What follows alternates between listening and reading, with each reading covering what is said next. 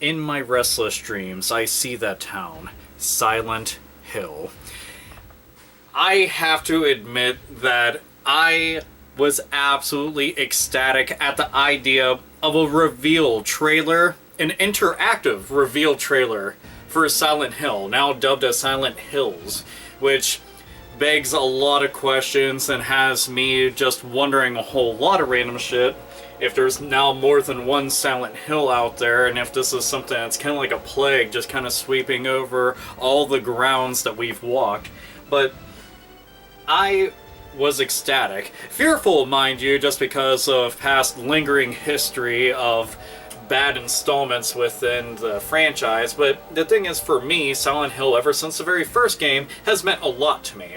So the whole PT trailer came up, and nobody knew what the hell it was. It was just going to be a trailer, and it turned out it was an interactive trailer. And after people got to go through it, keep in mind that hundreds of thousands of people were all attempting at this trailer to then finally, during a live stream no less, find out the actual puzzle to this and make their way out to find out that this was actually a Silent Hill game. So Guillermo del Toro, holy fuck, I don't want to go mess up his name. Guillermo del Toro and Hideo Kojima, as well as Norman Reedus of Walking Dead and Boondock Saints fame, are all pretty much going to be the trifecta of this entire thing. Now, again, I was kind of worried because, to begin with, we're talking about two people that are going to be in charge of this. Hideo Kojima, who isn't exactly known for doing anything that's survival horror based, but has done things that were horror inspired to a certain degree with his game Snatcher. I've never gotten a chance to actually play Police Not, so I can't go and talk about that. But Snatcher was definitely pretty fucking gory and had a lot of horror elements to it, despite the fact that it's just a little point-and-click adventure. But he's going to be in charge of this. Guillermo del Toro is known for doing things like the Hellboy movies and Pan's Labyrinth. And while I've only seen the very first Hellboy, that's like the only movie I've ever seen of his. But I know that he's into very visually inspired, horrific-looking things that are kind of like dark fantasy in a lot of ways. So I think that somebody like him could run with an idea like this, but I don't want this to go and become Hollywoodized. That's one of the fears that I have. I don't want them to just look at like the Silent Hill movies, for example, and say, we need to adapt that into a game. I want them to just look at the first three games, realize what worked with that, look at how survival horror has evolved, especially within the indie scene on PC, and kind of just do what everybody wants, and that's make another really good Silent Hill. And like the interactive trailer, I have to go and applaud their efforts on something like that, because that's the kind of innovation I want to see. And anybody can scoff at the notion that I'm saying, well, innovation and stuff like that, but really think about it. How often do you get a trailer for a game and you watch it and you're like, wow, that looks really cool? Or you just get a couple screenshots of something, like, oh, that looks really interesting, can't wait till I see more. Now you're getting to interact with it. You're getting to see the Fox engine at work, and you're getting to see like what kind of really fucked up shit that is potentially going to be in this game. Now, while the trailer itself isn't going to be a direct reflection of exactly how you're going to go about playing the game, it still gives you a very good idea of what to expect. And that's what I like. The entire thing, though, like, tons of people were playing this, and everybody was getting different experiences because that's how they designed this entire thing. Like, it really was a big-time puzzle box. Like, it was a lot like a puzzle box like this that you kept on messing around with, and terrible shit was happening to people. Granted, you know, Cenobites weren't actually coming out and killing the living shit out of you or anything, but there was a lot of alarming imagery going on within the household that you're walking through, and there was definitely some fucking ghostly apparitions that are fucking floating about and freaking people out, and some weird shit inside the sink that, you know, you should play it, by the way. If you have a PlayStation 4, you can actually go and fuck about with it on there. But I was very into the entire thing. Like, you know, there's definitely, like, stuff all over the internet now where you can actually see it, but, you know, here, spoiler alert and stuff like that. But, you know, at the end of it, he basically ends up going down the stairs. You know, here, fuck it, we'll backtrack. All the fucked up, like, I don't know if it was inner monologue or this was stuff that was actually being said out loud and he could hear it, because they didn't really say, but it was so fucked up. Like, everything was fucked up. Like, all the audio that you're hearing the entire time made you nervous. Like, you kept on turning around because you were expecting something to be there. And every room that you went in looked like something bad was going to happen. And I like the fact that the house in general looked realistic. And I'm not talking about, oh, graphically, it looks so real. No, I'm talking like, it looks like an actual house. There's things that are peppered throughout the entire place that looks like a lived-in home. It didn't just look like a backdrop, and it didn't look like some scenery that somebody conjured. It looked like that you just walked inside of a house, and this was probably the worst fucking house to ever be inside of. And that was one of the things I liked. It conveyed actual realism.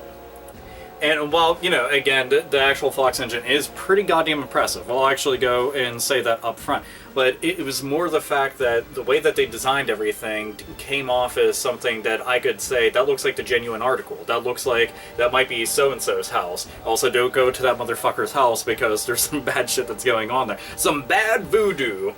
But people were getting stuck in, like, infinite loops that they could not get out of whatsoever. People couldn't get certain shit to trigger. The entire thing had, like, this eternal darkness vibe where it was like your sanity was, you know, pretty much, like, at the threshold, and it was being fucked with constantly. And I like that. And also, by the way, Eternal Darkness, Sanity's Requiem, something you should really be playing, since we're on the topic of survival horror, by the way. But this right here, I'm just like, I want to see more. And that's the thing, like, people were playing a teaser trailer for hours. It's a fucking trailer. An interactive trailer was being played for hours by people all over the world. People were constantly looking up stuff. I mean, there was threads trying to go and help other people figure out their way. Like, you had all these people coming together trying to go and figure out exactly what the fuck you have to do. I like that, and I'm hoping that the game really does have, like, all of these secrets hidden everywhere. So it's genuinely, like, a different experience for everybody that plays, because they're probably not going to find all those different things, or it's going to have a lot of event triggers that are going to change how things go about, because there's people who were getting different types of endings, or again, you got stuck in an infinite loop, or it just started over, or it seemed like it crashed, just tons of things like that. And while all the Silent Hill games do have multiple endings, some of them really fucked up, some of them quite silly, as we know with all the alien abduction endings and stuff, but this, I'm just like, holy fuck. And they have a dude that's known amongst all horror fans out there being directly involved with this. And again, you have a dude who's known in the entire video game world as putting out, like, very high quality products. I still want I want Snatcher remade, by the way. I still want that a whole bunch. I want Please Not's officially translated into English and put out there. Just kind of saying, you know, if you could go and do that, or bundle them together. Just saying. I've already said this before. I can include it here. But now you have a director who's already had noteworthy work out there for being able to take, like, visually inspiring things and really run with them. Like, I actually liked Hellboy quite a bit. I didn't really get into reading the comics because I've never actually had the opportunity to, but I really liked the movie a whole lot. I still need to see the second one. I might have to put that on a to-do list. But this has me more excited for a Silent Hill game than I have been in fucking years. And that's not even an exaggeration. That's really not. But the thing is, at the same point, I have to kind of hold myself back because I get worried about that goddamn track record, because I've been burned so many times by this damn dame right here. Like, I've been burned so many times by the Silent Hill franchise because ever since Silent Hill 3, I haven't been all that happy. Like, when I played Homecoming, I'm like, what? It shattered memories. I'm like, why is this happening? Why is this happening to one of my most beloved series? And for anybody that's been following it for as long as I have, if you've been there since Silent Hill 1, as a matter of fact, it's fucking sitting right here, right on top of my systems, because I was actually playing it just a couple days ago for the fuck of it.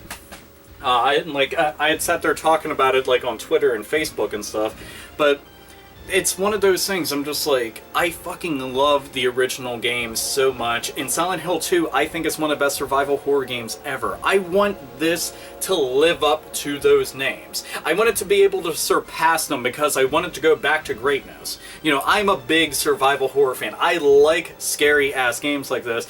And this trailer, this interactive trailer, does very creative, interactive trailer. If this is just the tip of the iceberg, I want to see the entire goddamn thing pulled up out of the fucking ocean, like Aquaman is just like, alright, Cthulhu, help me the fuck out. You know, I want this kind of shit to happen. I really fucking do. I'm hoping, I'm crossing my fucking fingers, and I might be getting my hopes up, but I don't give a fuck at this point right now, because this made me happy, this made me excited, this made me interested, this made me ask a lot of questions, and I still have fucking wheels in my head turning about this.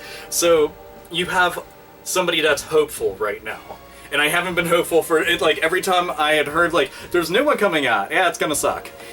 It's not gonna live up to the other ones. And whether or not this actually lives up to the legacy of the original trilogy or not remains to be seen. You know, we don't even know what platforms it's gonna be on. We don't know what the release date's going to be. We haven't seen actual gameplay of this. You know, we haven't seen hands-on impression of what the actual game that we're going to have in our hands is going to be, but I'm hoping, I am very fucking, like, much so hoping that this ends up being very kick-ass.